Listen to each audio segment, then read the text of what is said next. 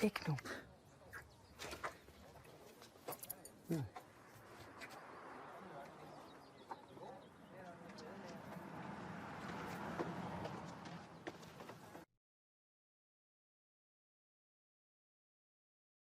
Chào mừng các bạn đã quay trở lại với kênh Dojin. Các bạn thân mến, Queen Ahead là một bộ phim năm 2019 của Đan Mạch do May Eltoki đạo diễn.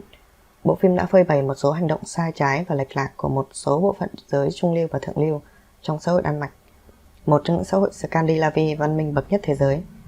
Bộ phim cũng được đánh giá khá cao với 7,1 điểm trên IMDb và giành được một giải thưởng của Hội đồng Điện ảnh Bắc Âu năm 2019.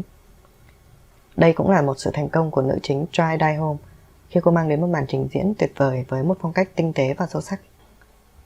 Giống như phong cách của những bộ phim châu Âu khác, khi mở đầu của bộ phim lại là một phân đoạn nào đó ở gần phần kết, như để cảnh báo trước về một sự kiện gây cấn và giật gân nào đó trong bộ phim, tạo ra sự tò mò và hiếu kỳ cho người xem, rồi sau đó bộ phim mới có thể bắt đầu theo trình tự. Queen Ahead cũng tương tự như vậy. Khi mở đầu bộ phim, chúng ta thấy người chồng Peter đang chuẩn bị hành lý cho một chuyến đi có ý nghĩa quan trọng nào đó, còn người vợ Anne với vẻ mặt thất thần lo âu nhìn qua cửa kính. Nếu như xem hết bộ phim, các bạn sẽ nhận ra rằng đó là phân đoạn sau của câu chuyện. Nữ hoàng mà câu chuyện muốn nói tới ở đây chính là Anne. Cô là một nữ luật sư thành đạt. Chồng cô, Peter, là một bác sĩ phẫu thuật tài năng.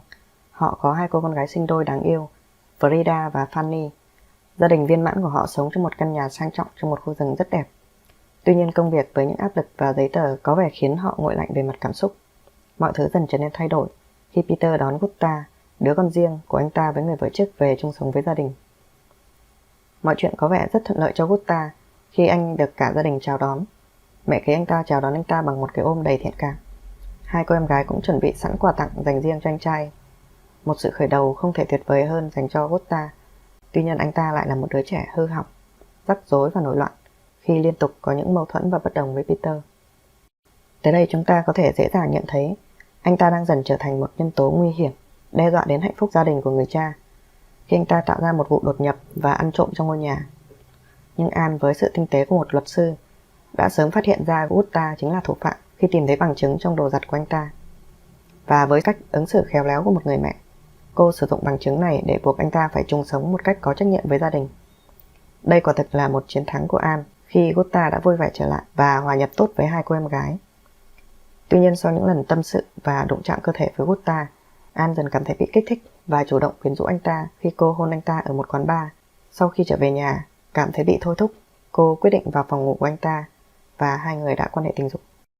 Tôi phải cảnh báo các bạn về cảnh tình dục trong bộ phim vì nó khá trần trụi và thô tục. Điều này là hơi quá đối với một bộ phim tâm lý tình cảm. Như vậy chúng ta có thể thấy, cuối cùng một người phụ nữ tưởng chừng như chín chắn và đạo đức cao như Anne cuối cùng cũng không tránh khỏi cám dỗ và dục vọng cơ bản. Chúng ta nên nhớ rằng cô ấy chính là một luật sư giỏi, có kinh nghiệm, và cô ta đang bảo vệ cho những nạn nhân bị hiếp dâm và lạm dụng. Nhưng giờ đây chính cô lại là một kẻ lạm dụng, và nạn nhân của cô lại chính là đứa con riêng của chồng mình. Đây thật sự là một điều kinh tởm. Bạn có thể bắt gặp mối tình vụng trộm của họ ở mọi nơi, từ phòng ngủ, nhà bếp đến trong rừng, cho đến một ngày họ bị bắt gặp bởi Lina, một người bạn của gia đình. Anne giải thích và trấn an với Lina rằng sẽ nói cho mọi chuyện với Peter và cắt đứt mối quan hệ của cô với Gutta. Tuy nhiên Gutta lại đem chuyện ngoại tình của họ nói với Peter.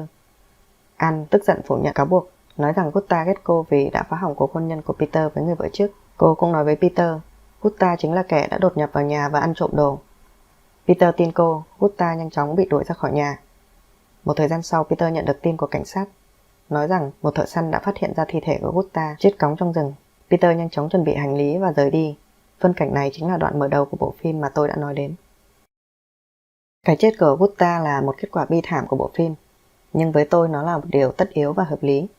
Anh ta chỉ là một kẻ ích kỷ, sống không có mục tiêu và chỉ đem đến sự phiền toái cho gia đình của anh ta. Tôi không quan tâm việc anh ta đã bị ảnh hưởng như thế nào từ việc cha mẹ của anh ta ly hôn, nhưng giờ đây anh ta đang có tất cả mọi thứ để có thể làm lại từ đầu. Người cha luôn yêu thương anh ta, mẹ kế cũng chấp nhận anh ta, hai em gái cũng rất quý mến người anh kế. Anh ta cũng có một cô bạn gái xinh đẹp. Tất cả những gì anh ta cần đó là sống thật tốt, nhưng anh ta không làm như vậy mà luôn tỏ ra trách móc và chống phá cha anh ta. Trong phim chúng ta có thể thấy Gutta có những hành động rất không đúng mực với cha mình. Đó là điều rất khó có thể chấp nhận. Về phía Anne, Tôi không thể không khâm phục cô ấy. Không hổ danh là một luật sư tài giỏi, khả năng bao biện của cô đã biến cô từ một kẻ chủ mưu trở thành một nạn nhân đáng thương trước mặt Peter, và làm cho anh ta hoàn toàn tin tưởng cô, ngay cả khi Gutta đã thú nhận mọi chuyện của họ với Peter. Tuy nhiên chính sự ngu ngốc và ích kỷ đó của Gutta đã khiến chúng ta ủng hộ sự tráo trở của cô và trở nên đồng lõa với cô. Dù sao đi nữa, câu chuyện của bộ phim cũng cho thấy rằng kết cục của những câu chuyện tình vụng trộm thường chỉ đem lại những kết quả bi thảm. Vấn đề chỉ là ở chỗ chúng ta có đủ tỉnh táo để vượt qua những cám dỗ bản năng hay không mà thôi. Ok, cảm ơn các bạn đã theo dõi. Xin chào và hẹn gặp lại các bạn trong các video tiếp theo.